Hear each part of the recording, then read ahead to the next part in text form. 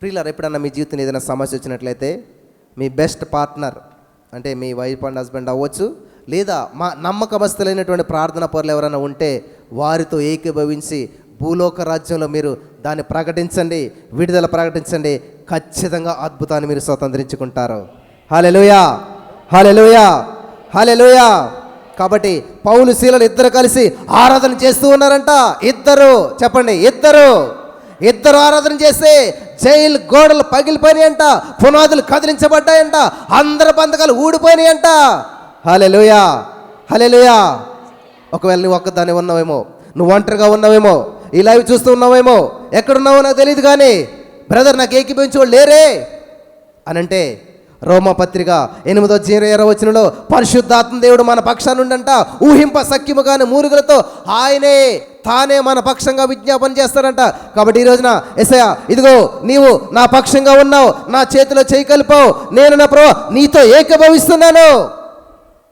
ఆమేన్, ఆమేన్ అన్ను పలికినట్లయితే నీ సమస్య పునాదులు కదిలించబడతాయి, నీ అప్పు పునాదులు కదిలించబడతాయి, నీ రోగపు పునాదులు కదిలించబడతాయి. హల్లెలూయా. నీ సంఖ్యలన్నీ కూడా తెంచివేయబడతాయి, నీ బంధకాలన్నీ కూడా తెంచివేయబడతాయి. ఎక్కడంటండి? నీ మాటలోనే ఉందంతాను. నీ నోటి మాటలోనే జీవం మరణం ఉన్నది. కాబట్టి జీవాన్ని ప్రకటించు, విడుదల ప్రకటించు, అద్భుతాన్ని ప్రకటించు. ఆమేన్, ఆమేన్. కాబట్టి పౌలు శీలలు ఇద్దరు కూడా ప్రిజనర్స్గా ఉండలేరంట. ప్రైజర్స్గా ఉండలేరంట. మీరు ప్రైజర్సా? ప్రిజన్ అంటే ఏంటి? జైలు. నిద్ర అనే ఊసల వెనకాల ఉన్నారు చాలామంది.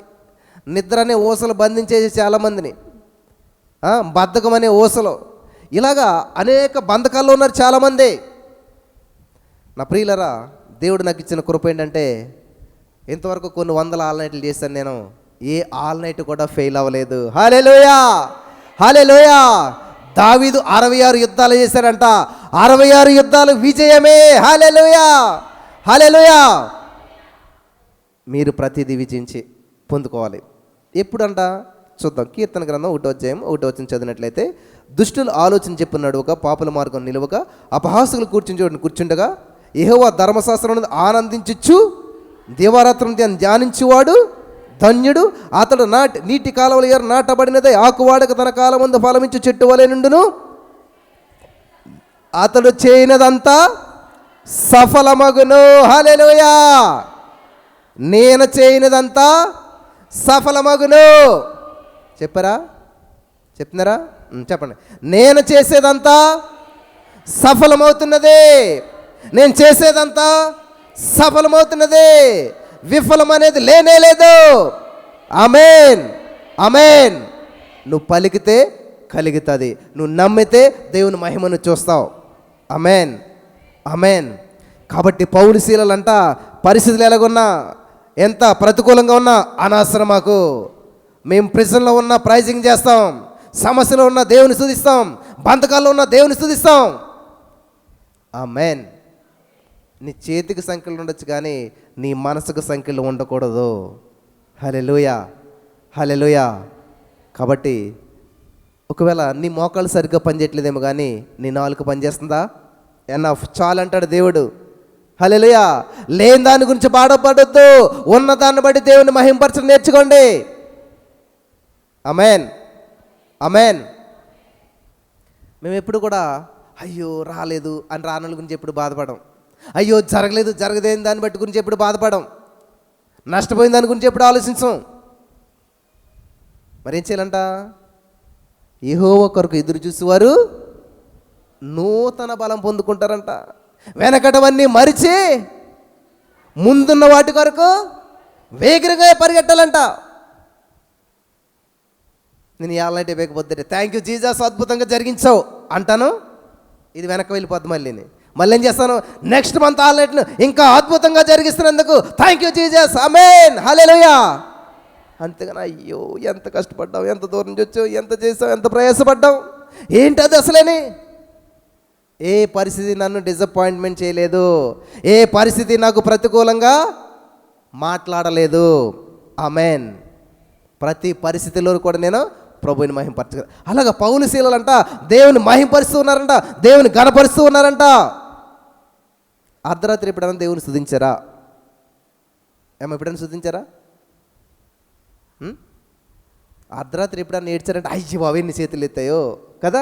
అసలు నిద్ర పడితే కదా బ్రదర్, రాత్రి అంతా ఏడితే కూర్చున్నాను. రోజు ఇయ్యే ఫోన్లకు రాత్రి అంతా నిద్ర పడలేదు, ఏడుస్తానే కూర్చున్నాను కదా. ఎంతమంది రాత్రి అంతా ఏడ్చారమ్మంటే అన్ని చేతులు పైకి లేస్తాయి. ఎంతమంది నిద్రలేని రాత్రులు గడిపారంటే అన్ని చేతులు పైకి లేస్తాయి. ఎంతమంది ఆందోళనతో రాత్రంతా ఉన్నారంటే అన్ని చేతులు పైకి లేస్తాయి.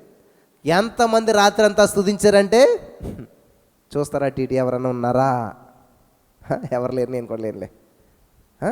ఎవరున్నా లేకపోతే నేను ఉంటాను అనుకోవాలి మనం. హల్లెలూయా, హల్లెలూయా. మరియమ్మ గారి దగ్గరికి గాబ్రియేలుతో వచ్చంట, దయాప్రాప్తురాలా నీకు శుభం కలుగు. ఏంటా శుభం? అదే నువ్వు గర్భవతి అవుతున్నావు. అయ్యి బాబోయ్ నాకు ఇంకా పెళ్ళి అవ్వలేదు, ఇలాగ గందరగోళం, నా జీవితం సర్వనాశనం అయిపోయి రాళ్ళతో కొట్టి చంపేస్తారు, మా సిస్టమ్ అంత ఇది కాదు, నీకు తెలుసు కదా అని అన్నదావిడ. నీ మాట చెప్పున నాకు జరుగును గాక. హల్లెలూయా. ఓ నిసం టైం అన్నదా? మా అమ్మని అడుగు వస్తాను ఏమంటుందను అన్నదా? లేకపోతే ఆయన మరి ప్రధానం అయిపోయింది కదా, ఆయన మాట్లాడుతాను, మరి ఆయన యాక్సెప్ట్ చేసేటప్పుడు ఓకే అంటాను అన్నదా? ఇంకెవరితో సంబంధం లేదు. దేవునితో సంబంధం ఉన్నవాడికి దేనితో సంబంధం ఉండకూడదు. ఇది కరెక్ట్గా ఉంటే అన్నీ కరెక్ట్ అవుతాయి అన్నమాట, కనెక్ట్ అవుతాయి. హల్లెలూయా, హల్లెలూయా. కాబట్టి పౌలు శీలలు ఎప్పుడైతే ఆరాధన చేస్తూ ఉన్నారో, దేవుని మహింపరుస్తూ ఉన్నారో, ఏ జైలు అధికారి అయితే జైల్లో పెట్టి లాక్కేశాడో అదే జైలు అధికారికి విడుదల వచ్చిందంట. హల్లెలూయా. అదే జైలు అధికారికి రక్షణ వచ్చిందంట. అదే జైలు అధికారి ఇంటికి రక్షణ వచ్చిందంట. ఎవరైతే జైల్లో వేశారో నీ శత్రువులు ఎదుటి నీకు భోజనము సిద్ధపరుస్తాను. హల్లెలూయా. చూసారా, జైలు అధికారి అంట జైల్లో ఉన్న వాళ్ళకి ఏం చేస్తున్నాడంట? ఉపచారం చేస్తున్నాడంట. జైలు అధికారంట పౌలు శీలను కుర్చేసి కూర్చోబెట్టి, అయ్యా నేను నా కుటుంబం రక్షించబడతాక నేనేమి చేయాలి అని చెప్పి వాళ్ళ గాయాలు కట్టులు కట్టి మంచి భోజనం వండి పెట్టి వాళ్ళ చేత అంతా సువార్త ప్రకటించుకొని కుటుంబం అంతా కూడా బాప్తిసం పొందారంట. వన్ నైట్, ఒక్క నైట్లో ఏం జరిగిందంట? బ్రదర్ నా భర్త మార్పు కోసం 10 సంవత్సరాలుగా ప్రార్థన చేస్తూ ఉన్నాను. ఇంకో 10 సంవత్సరాలు చెయ్యి ఆయన మారడం. దేనికోసం అంట? నువ్వు మారాలి, నీ ప్రార్థన మారాలి. ఎలాగా? యేసయ్యా నా భర్తకు ఆల్రెడీ రక్షణ ఇచ్చేసావు, 2000 సంవత్సరాల క్రితమే నువ్వు రక్షణ ఇచ్చేసావు యేసయ్యా. నా భర్త దాన్ని స్వీకరించడానికి ఉన్న ఆటంకాలు తొలగించేసావు, థ్యాంక్ యూ జీసస్. అయిపోయింది, క్లియర్ అయిపోయింది, లైన్ క్లియర్ అయిపోయింది. బాప్తిసం పొందేస్తాడు ఆయన, చర్చికి వచ్చేస్తాడు. ఇది మానేసి నా భర్త మూర్ఖుడు ఎవరంటున్నాడు? నువ్వే. ఏం చేస్తున్నావు? ఇప్పుడు నీకు కావాల్సింది మంచి కదా, మరి మంచిని ప్రకటించాలి కదా. ఆయనలో ఉన్న గుణగణాలను ఎత్తిపట్టి ఇలాటోడు అలాటోడు అది ఇది, అస్సలు దేవుడు ఇలా చెవులు మూసుకుంటాడు అనమాట. అయ్యి బాబు ఇట్లాంటి మాటలు మాట్లాడుతుంది ఏంటి ఇవిడని. నీ ప్రార్థన ఆలకించాడు దేవుడు. మన దేవుడు మంచి దేవుడు. హల్లెలూయా. మంచిని మాత్రమే గ్రహిస్తాడు. ఆమేన్, ఆమేన్. కాబట్టి పౌలు శీలలు చేసినటువంటి పరిచర్య, ఆ యొక్క ప్రార్థన స్తుతి దేవుడు ఆలకించాడు. జైలు అధికారి జీవితంలో పెను మార్పులు సంభవింపజేశాడు. హల్లెలూయా. ఎందుకు తెలియదు బ్రదర్, ఈ మారుమూల ప్రాంతంలో దేవుడు ఉద్యోగం ఇచ్చాడు. మరి పౌలు శీలలు, ప్రభా ఎందుకని మమ్మల్ని జైల్లో పడేసావు అని అడిగారు వాళ్ళు. అక్కడ కూర్చుని స్తుతించడం ప్రారంభించారంట. హల్లెలూయా. నిన్ను ఏ ప్లేస్లో దేవుడు పెట్టాడు, నువ్వు ఏ ప్లేస్లో ఉన్నావు, ఏ పరిస్థితిలో ఉన్నావు, అక్కడ దేవుని స్తుతించడం నేర్చుకో. అక్కడ అనేక ద్వారాలు దేవుడు తెరుస్తాడు. హల్లెలూయా. అక్కడ నీ ద్వారా దేవుడు అనేక అద్భుతాలు చేస్తాడు, అనేక మందికి రక్షణ కలిగిస్తాడు. ఆమేన్. దేవుడు పొరపాటు చేయడు ప్రియులారా. God never did a mistake. దేవుడు ఎప్పుడు కూడా తప్పు చేయడు, పొరపాటు చేయడు. ఒక ప్రణాళికతోటే చేస్తాడు ఏం చేసినాను. ఆమేన్, ఆమేన్. కాబట్టి ఈరోజున ఈ మాటలు వింటున్నటువంటి మీరు చాలా శ్రద్ధగా దేవుని వాక్యాన్ని గ్రహించాలి. పౌలు శీలలు స్తుతించారంట. ప్రతికూల పరిస్థితిలో నీకు మ్యాచ్ వచ్చింది, సెట్ అవ్వలేదా, వాళ్ళు చూసుకుని వెళ్ళిపోయి ఫోన్ చేస్తానని చేయలేదా, తలుపులు వేసుకో. Thank you Jesus. ఎందుకంటే యెహోవా ఉత్తమైందని అనుగ్రహిస్తాడు. పౌలు శీలలు జైల్లోకి వచ్చారు. ఎందుకు ప్రభు మాకు అనలేదు? అక్కడ దేవుని స్తుతించారంట. కుటుంబం అంతా కూడా రక్షించబడటానికి కారకులయ్యారు. ఆమేన్. చుట్టూ ఉన్నవారు బంధకాలు విడుదల పొందుకుంటే కారకులయ్యారు. ఆమేన్. నీకొచ్చిన బంధకాలు, నీకొచ్చిన సమస్యల గురించి ఆలోచించొద్దు. అవి అనేక మందికి ఆశీర్వాదాలు కనుక మార్చబడుతుపోతున్నాయి. ఆమేన్. హల్లెలూయా, హల్లెలూయా. ఒక ఆమె యవ్వన కాలంలో పరిచర్య చేస్తూ ఉందంట. దేవుడు పలానా ప్లేస్లోకి వెళ్ళమంటే అక్కడికి వెళ్ళిపోయిందంట. ఆ ప్లేస్లో ఒక నర్సుగా పనిచేస్తూ ఉంది. కానీ నర్సుగా పనిచేస్తున్న సమయంలో మరి ఆ మిలిటరీ వాళ్ళకి వీళ్ళు ట్రీట్మెంట్ చేసేటువంటి సమయంలో అవతల వాళ్ళు వచ్చేసేసి వీళ్ళందరినీ కూడా పాడు చేశారు, మోసం చేశారు. అందులో ఒక స్త్రీని ఈ యొక్క స్త్రీ వైద్యం చేస్తూ ఉంది. వైద్యం చేస్తూ ఉంటుంటే ఆమె పేరు గుర్తులేదు నాకు, చెప్పాను నేను గతంలోను. ఆమె ఏడుస్తూ ఉందంట. ఇదిగో దేవుని ప్రేమ చెప్పిన ఉచితంగా సర్వీస్ చేయటకు వచ్చాను. నా యొక్క యవ్వన జీవితాన్ని దేవునికి పరిశుద్ధంగా సమర్పించాలనుకున్నాను. కానీ నా జీవితం సర్వనాశనం అయిపోయింది, నన్ను ముగ్గురు పాడు చేశారే అని చెప్పేసి ఎలుగెత్తి ఏడుస్తుందంట. ఈమె ఓదారుస్తూ ఉంది, అమ్మా నువ్వు బాధపడకు, భయపడకు, దేవుడు శరీరాన్ని చూడటం నీ మనసును చూస్తాడు, నువ్వు పవిత్రాలువే, దేవుడు నిన్ను స్వీకరిస్తాడు. లేదమ్మా ఇట్లాగా ఎంత దారుణం అయిపోయింది నా జీవితం, ఎంతకాలం ఎంతో పరిశుద్ధంగా జీవించానే, ఒక్కరు కాదు ఇద్దరు కాదు ముగ్గురు నన్ను పాడు చేస్తారని బాగా ఏడుస్తుంటే నీకేం తెలిసిన బాధ అని అంటే, నేను కూడా ఇటువంటి పరిస్థితి గుండా వెళ్ళాను, నన్ను కూడా 5 పాడు చేశారు తెలుసా. కానీ ఆ సమయంలో నరకం అనిపించింది. జీవితం ఏంటి ఇటువంటి పరిస్థితి గుండా వెళ్ళవలసి వచ్చిందని చెప్పి అనిపించింది. చాలా ప్రతికూల పరిస్థితులు గుండా వెళ్ళాను, ఇంకెందుకు చనిపోదారనిపించింది. కానీ ఎందుకో మళ్ళా నేను బ్రతకాలనిపించింది. ఆ సమస్య నేను ఎదుర్కొని జయించి నిలబడ్డాను కాబట్టి ఈరోజు నేను ఆదరించగలుగుతున్నానని చెప్పిందంట. హల్లెలూయా, హల్లెలూయా. ప్రతికూల పరిస్థితుల్లో ఎవరైనా సరే కురుంగిపోతారు, అది ప్రతి వారు చేసే పని. కానీ ప్రతికూల పరిస్థితుల్లో నువ్వేం చేయాలి తెలుసా, పరిస్థితిని మించి జయించి ముందుకెళ్ళాలి. ఆమేన్. ఇక్కడ పౌలు శీలల పరిస్థితిని జయించారు, ముందుకెళ్ళారు. ఆ జైల్లోకి వాళ్ళు ఎందుకు వెళ్ళారు తెలుసా, జైల్లో ఉన్న వాళ్ళందరూ బంధకాల నుంచి విడిపించడానికి వెళ్ళారు. ఆమేన్. ఆ జైల్లోకి ఎందుకు వెళ్ళారు తెలుసా, ఆ జైలు అధికారి కుటుంబం రక్షించబడటానికి వెళ్ళారు వాళ్ళు. హల్లెలూయా, హల్లెలూయా. మీరు తర్వాత బైబిల్ చదివినట్లయితే సైతానుగాడు మళ్ళీ పౌలు శీలను జైల్లోకి పంపించలేదంట. ఏం చేశాడు, అది విషయం. మళ్ళీ జైల్లోకి వామ్మో, వీళ్ళ జైల్లోకి వెళ్ళారంటే అక్కడ ఉన్న వాళ్ళందరికీ విడుదల, వీళ్ళకి రక్షణ, చాలా డ్యామేజ్ చేస్తారు వీళ్ళు. కాబట్టి పొరపాటును కూడా మళ్ళీ వీళ్ళు ఈ ప్రాంతానికి వీళ్ళు రాకూడదు. హల్లెలూయా. ఒక సమస్య నీకు వచ్చిందంటే సైతానుగాడు జాగ్రత్త పడాలి, ఆ సమస్య మళ్ళీ నీ జీవితంలో కనపడకుండా. హల్లెలూయా, హల్లెలూయా. ఒక రోగాన్ని జీవితంలోకి సైతానుగాడు తీసుకుని వచ్చాడంటే ఆ రోగం ద్వారా నువ్వు దేవుని మహింపరిచి, ఆ రోగం నుంచి దేవుని మహింపరిచి దాని నుంచి నువ్వు విడుదల పొందుకున్న తర్వాత సైతానుగాడు ఆశ్చర్యపోవాలి, నో నో నో నో, మళ్ళీ ఈ రోగం వీడికి తీసుకురాకూడదు, మళ్ళీ ఈ హాస్పిటల్కి రాకూడదు, వీడు ఇక్కడికి వచ్చాడంటే ఇక్కడ ఉన్న వాళ్ళందరూ విడుదల పొందుకుంటారు. హల్లెలూయా, హల్లెలూయా. వీడు ఈ ప్రాంతానికి వచ్చారంటే ఇక్కడ ఉన్న వాళ్ళందరూ రక్షించబడతారు. ఆమేన్. నువ్వు ఎక్కడికి వెళ్తే అక్కడ పెను మార్పులు సంభవించాలి, విడుదల పొందుకోవాలి, అద్భుతాలు జరగాలి, ఆశ్చర్యకార్యాలు జరగాలి. ఆమేన్. నువ్వు అడుగుపెట్టు ప్రతి స్థలము నీ దగును. దేవుడు చెప్తున్నాడు, నువ్వు అడుగుపెట్టు ప్రతి స్థలము అంటే మన అండర్లోకి రావాలి, మన అండర్లోకి వచ్చేసేయాలి. ఆమేన్. హల్లెలూయా, హల్లెలూయా. కాబట్టి ఇక్కడ ఒక్క నైట్లోనే విషయం ఏంటంటే, పౌలు శీలలో జైలు అధికారి సువార్త చెప్పారా అమ్మా, బైబిల్ గురించి చెప్పారా, బైబిల్ వివరించారా, పోనీ జైలు అధికారి ఇంటి ముందుకెళ్ళి నిరాహార దీక్ష చేశారా, పాటలు పాడారా, అక్కడ ఏం చేయలేదు. అర్థమైందా? అలా ఎక్కడో జైల్లో కూర్చుని పాటలు పాడుకుంటే జైలు అధికారి వచ్చి రక్షణ పొందేశాడంట, అంతే కదా. మరి మా ఆయన అక్కడికి వెళ్ళిపోయి ఇక్కడికి వెళ్ళాడు అంటారు ఎందుకని? ఆయన గురించి ఆలోచిస్తారు ఎందుకు?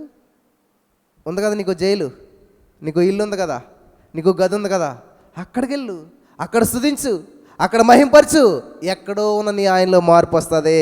హల్లెలూయా, హల్లెలూయా. ఎక్కడో ఉన్న నీ భర్తలో మార్పు వస్తుంది, ఆయన నీ దగ్గరికి వస్తాడు. ఇప్పుడు నేనేం చేయాలి నువ్వు చెప్పాలి కదా. ఏమంటున్నాడు? అయ్యా నేను నా కుటుంబము రక్షణ పొందుటకు అంటున్నాడు మీ ఆయన. ఎప్పుడు అన్నాను? ఎందుకని నువ్వు ఎప్పుడు కూడా మీ ఆయన అలాగ వెళ్ళిపోయాక ఇంకంతే మొదలెడతాను అన్నమాట. ఎక్కడికి వెళ్ళాడో, ఏం చేస్తున్నాడో నాకు తెలిసి అన్నీ జరుగుతూనే ఉంటాయి ఎక్కడికప్పుడు. మరి ఏం చేయాలి? అస్సలు పట్టించుకోవద్దు, అస్సలు మాట్లాడొద్దు. రహస్యమందు చూచుచున్న నీ తండ్రికి మొర్ర పెట్టు. హల్లెలూయా, హల్లెలూయా. నువ్వు మార్కెట్లోకి వెళ్ళావు, సమాజంలోకి వెళ్ళావు, పెళ్ళి అవ్వలేదా? అంతే, హృదయం బాధపడిపోతుంది కదా. ఉద్యోగం రాలేదా? పిల్లలు పుట్టలేదా? మరి ఏం చేయాలి? ఏం పట్టించుకోకు, వచ్చేసేయి, తలుపేసుకో, లోపలికి వెళ్ళి, ఎస్సయ్యా నేను నీ బిడ్డను కదా ఎస్సయ్యా,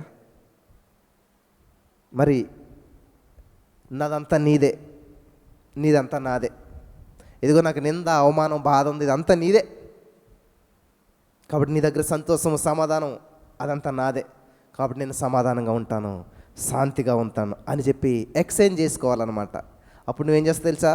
గదిలోకి బాధతో వేదం తెలియనటువంటి నువ్వు నవ్వుతూ సంతోషంతో తిరిగి వస్తావు. హల్లెలూయా, ఈ ఎక్స్చేంజ్ జరగాలి. నువ్వు ప్రార్థన చేసినప్పుడు ఏమీ లేదు అంటే హాస్పిటల్కి వెళ్ళి హాస్పిటల్ నుంచి రోగంతో బయటకు వచ్చాడానికి మళ్ళీ హాస్పిటల్కి ఎవడన్నా వెళ్తాడా?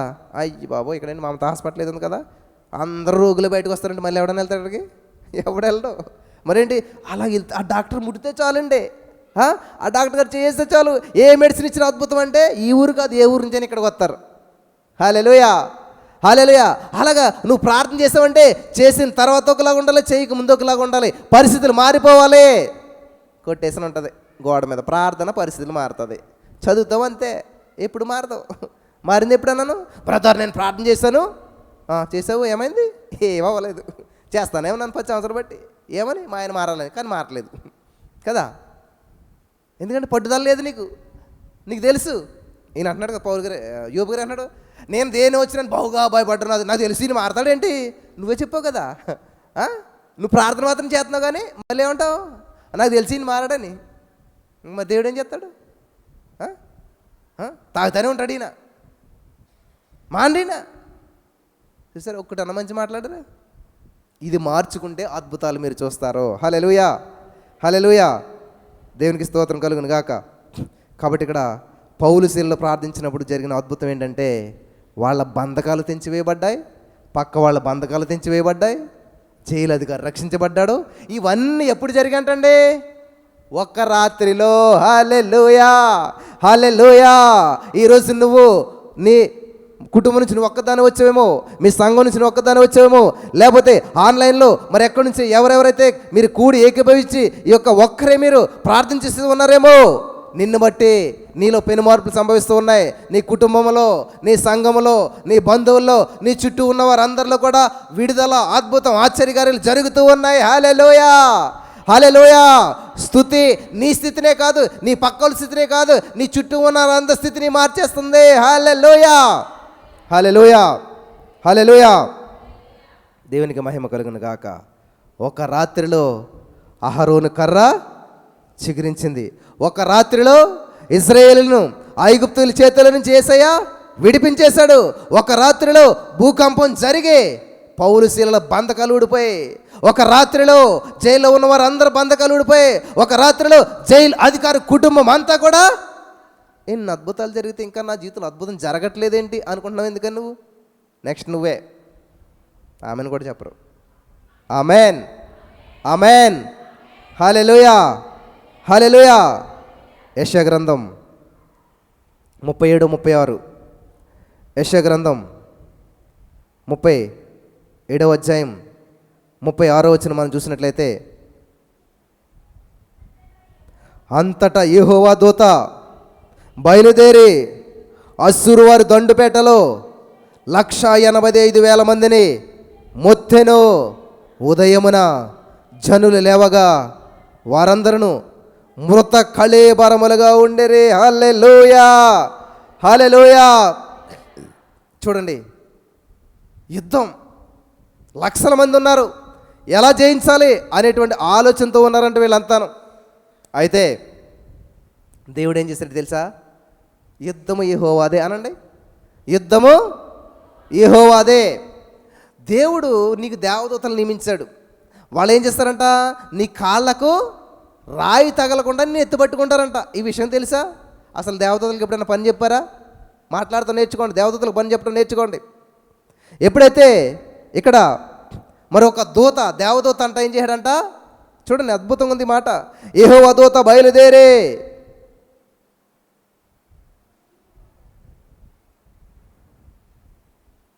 కొంచెం ముందు నుంచి చదువుదాం.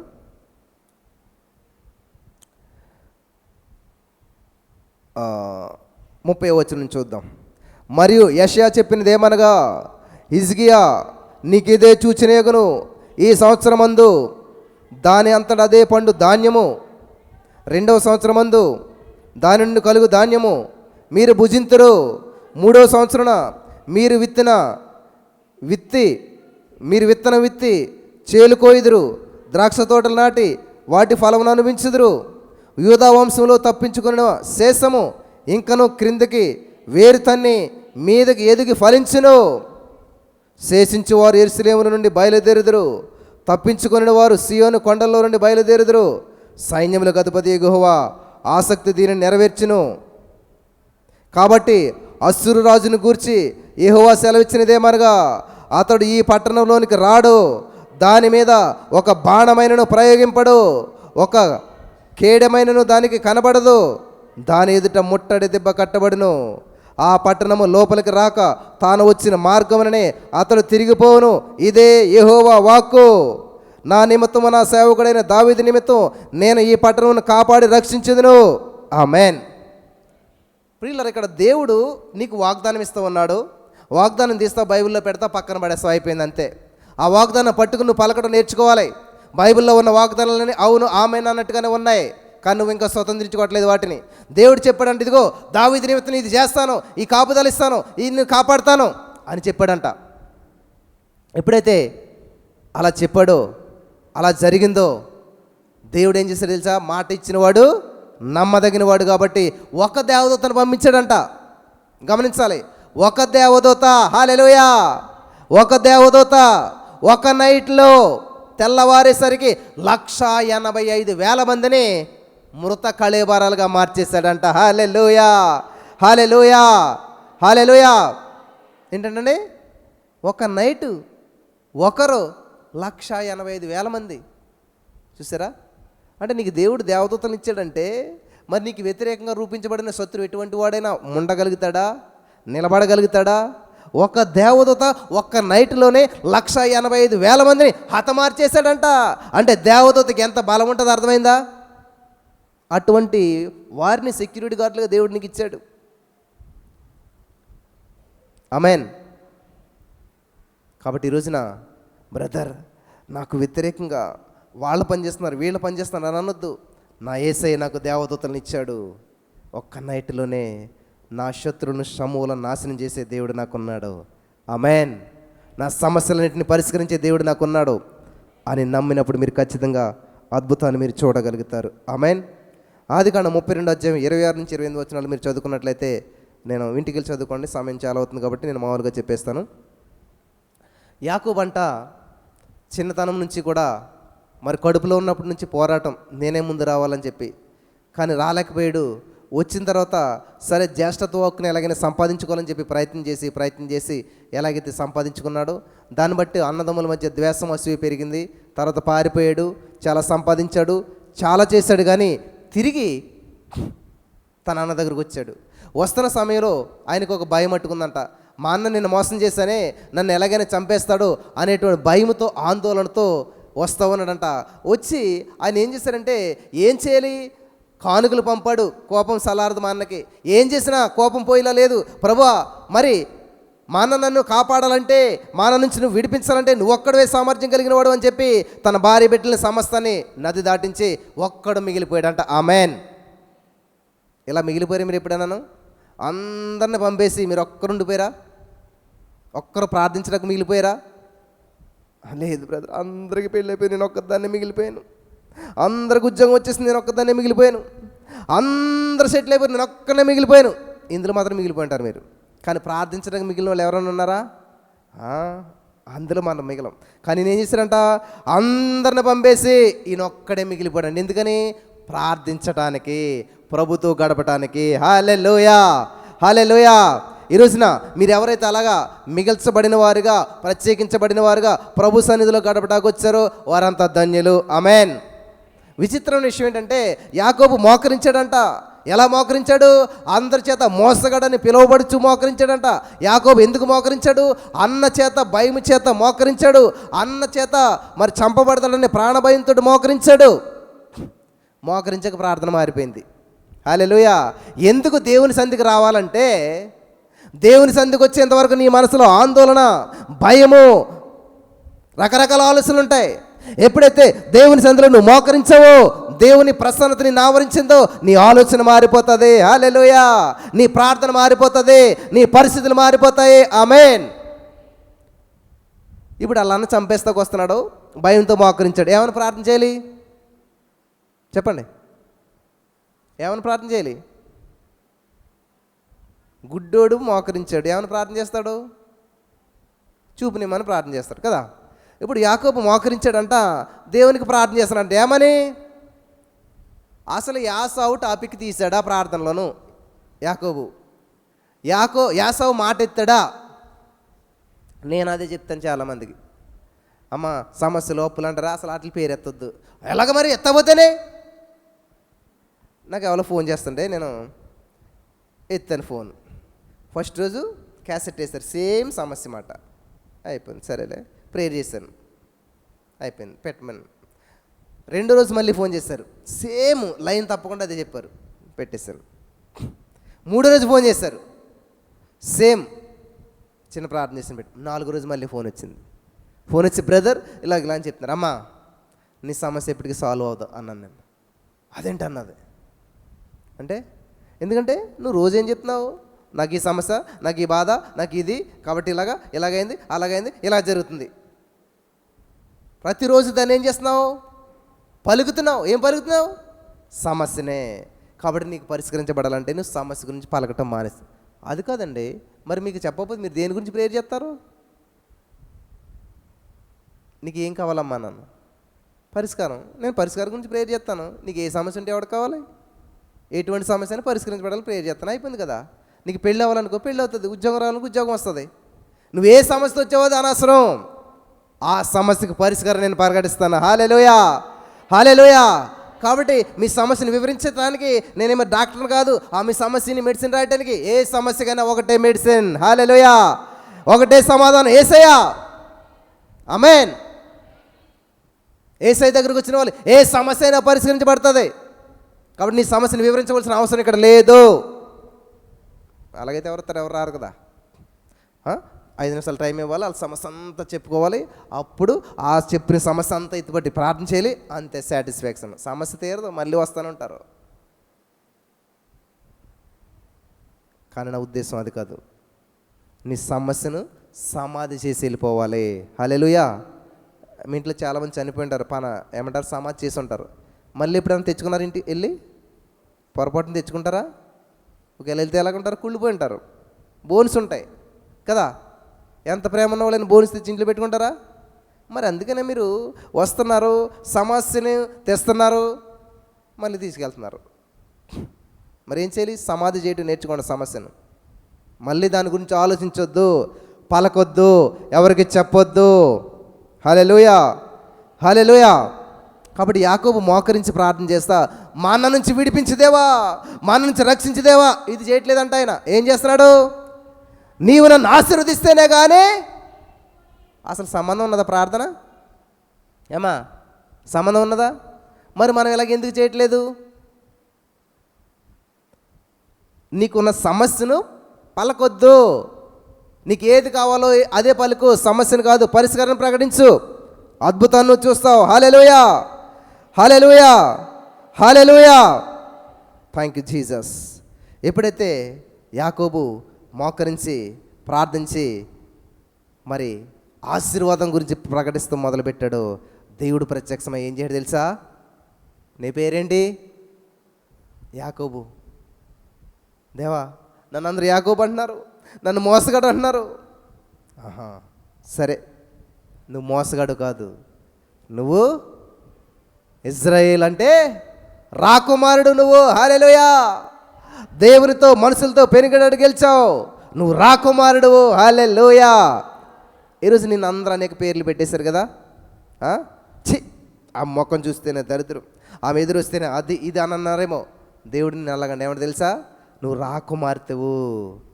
నవ్వరేంటి అసలేని, నువ్వు రాకుమారుడువు. ఆమేన్, హల్లెలూయా. కాబట్టి ఈరోజున ఈ నైట్ యాకోబు మోసగాడుగా మోకరించాడు, రాకుమారుడుగా లేచాడు తెల్లారిసరికి. ఒక్క నైట్లో యాకోబు జీవితం మోసగాడు నుంచి రాకుమారుడుగా మార్చబడిపోయింది. హల్లెలూయా, హల్లెలూయా, హల్లెలూయా.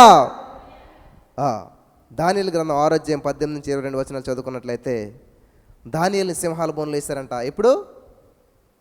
నైట్, రాత్రి అంతా ఎక్కడ ఉన్నాడంటే సింహాల బోన్లో ఉన్నాడు. ఉదయమే రాజు ఏమంటాడండి, దావీదు, దానియేలు, నీవు సేవించుచున్నటువంటి నీ దేవుడు నిన్ను రక్షించెనా.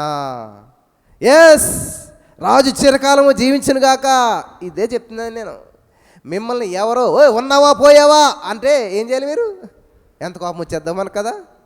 అంటే మన భాషలో చెప్పాలంటే రాజుగారు ఏమంటాడంటే, దానిలో ఉన్నావా పోయావా, అది మన భాష. అప్పుడు ఏమంటాం మనం? నేనున్నాను అంటలేదు ఆయన. రాజు చిరకాలము జీవించును గాక. హల్లెలూయా అంటే ఏమవుతుంది? తిరిగి నీ మీదకి వస్తుంది అన్నమాట అది. కాబట్టి నువ్వు పలకాలి, మంచినే పలుకో. వాళ్ళు నీ నాశనం కోరుకున్నా, నువ్వు వాళ్ళ మేలు కోరుకో. ఆమేన్. ఆ నైట్ అంతా కూడా దావీదు మరణ భయంతో ఉన్నాడు అనుకున్నారు చాలామంది. లేదు, చక్కగా దేవుని స్తుతించుకున్నాడు. తెల్లవారిసరికి ఏమైంది తెలుసా? అద్భుతం. అంతకు ముందు వరకు ఆయన ప్రార్థన చేసుకోవడానికి ఆటంకాలు, ఇప్పుడు దేశం మొత్తం కూడా ద్వారం ఓపెన్ అయిపోయింది. హల్లెలూయా, హల్లెలూయా. ఒక్క నైట్ చాలు నీ బంధకాల నుంచి విడిపించబడతాకి. ఒక్క నైట్ చాలు నీ శత్రువులను సర్వనాశనం అయిపోవటానికి. ఒక్క నైట్ చాలు నీకున్న సమస్య పరిష్కారంగా మార్చబడటానికి. ఆమేన్, ఆమేన్, హల్లెలూయా. మరి మొదటి సమూయేలు 3వ అధ్యాయం మీరు చదువుకున్నట్లయితే, సమూయేలుని వాళ్ళ అమ్మగారు తీసుకొచ్చి ఏలీ దగ్గర పెట్టేసింది. తన పని తను చేసుకుంటున్నాడు. సడన్గా దేవుడు మాట్లాడుతూ మొదలుపెట్టాడు. ఒక రాత్రి ఏమైందంటే సమూయేలు దేవుని స్వరం వినడం ప్రారంభించాడు. ఆమేన్, హల్లెలూయా. ఒక రాత్రే సమూయేలు దేవుని స్వరం వినడం నేర్చుకున్నాడు. హల్లెలూయా, హల్లెలూయా. ప్రవక్తగా మారేటువంటి ప్రయాణం ప్రారంభమైంది. కాబట్టి ఈ రోజున ఈ రాత్రి నీ జీవితంలో పెను మార్పులు సంభవించే రాత్రి అవ్వచ్చు. ఈ రాత్రి నీ జీవితంలో ఇంత ముందుకు ఎన్నడూ జరగనటువంటి కార్యాలు జరగడానికి ఒక అద్భుతంగా మార్చబడే రాత్రిగా జరగవచ్చు. హల్లెలూయా. బైబిల్ ప్రకారం రాత్రి అనేది కేవలం విశ్రాంతి సమయం మాత్రమే కాదు, కానీ అది దేవునితో గడిపే సమయం, పరీక్షల సమయం, అద్భుతాల సమయం, ఆశ్చర్యమైన కార్యాలు జరిగేటువంటి సమయం. కాబట్టి నువ్వు నమ్మినట్లయితే దేవుని మహిమను నువ్వు అనుభవిస్తావు. ఆమేన్. కాబట్టి ఒక్క రాత్రిలోనే అహరోను కర్ర చిగురించింది. ఒక రాత్రిలోనే ఇశ్రాయేలీయులను ఐగుప్తు దేశంలో నుంచి దేవుడు విడిపించాడు. ఒక రాత్రిలోనే భూకంపం జరిగి మరి పౌలుశీలల బంధకాలు తెంచివేయబడ్డాయి. ఒక రాత్రిలోనే పౌలుశీలల చుట్టూ ఉన్నవారు బంధకాలు తెంచివేయబడ్డాయి. ఒక రాత్రిలోనే జైలు అధికారి కుటుంబం అంతా రక్షించబడింది. హల్లెలూయా, హల్లెలూయా. అలాగే ఒక రాత్రిలోనే అస్సూరు సైన్యంలో ఉన్నటువంటి 185,000 మందిని ఒక దేవదూత ఒక రాత్రిలో హతము చేశాడంట. హల్లెలూయా, హల్లెలూయా. ఒక రాత్రిలోనే యాకోబు అందరి దృష్టిలో మోసగాడు అనుకున్నారు, కానీ ఒక రాత్రిలోనే మోసగాడు కాస్త రాకుమారుడిగా మార్చబడ్డాడంట. ఆమేన్. ఎంతమంది జీవితంలో ఇన్ని అద్భుతాలు చేసినటువంటి యేసయ్య మరి ఈ ఒక్క రాత్రిలో నీ జీవితంలో పెను మార్పులు సంభవింప చేయలేడా? ఈ ఒక్క రాత్రిలో నీ జీవితంలో ఊహకందని కార్యాలు చేయలేడా? నమ్మినట్లయితే స్వతంత్రించుకుందరుగాక. ఆమేన్. స్తోత్రం దేవస్థరునతుడా. ఈరోజు మరి చాలా ప్రత్యేకమైన రీతిలో ఈ యొక్క వాక్య వెలుగులో మమ్మల్ని అందరూ నడిపించి బలపరిచినందుకు వందనాలు. విత్తబడిన వాక్యం వ్యర్థం కాకుండా ప్రతి హృదయంలో నాటబడి 100 పంట అనుభవించిన కృప చూపించమని సమస్త మహిమ ఘనత ప్రభావాలు మీరే తెచ్చుకోనమని యేసుక్రీస్తు నామములో ప్రార్థించి నమ్మి పొందుకొని ఉన్నాం తండ్రి. ఆమేన్. హల్లెలూయా.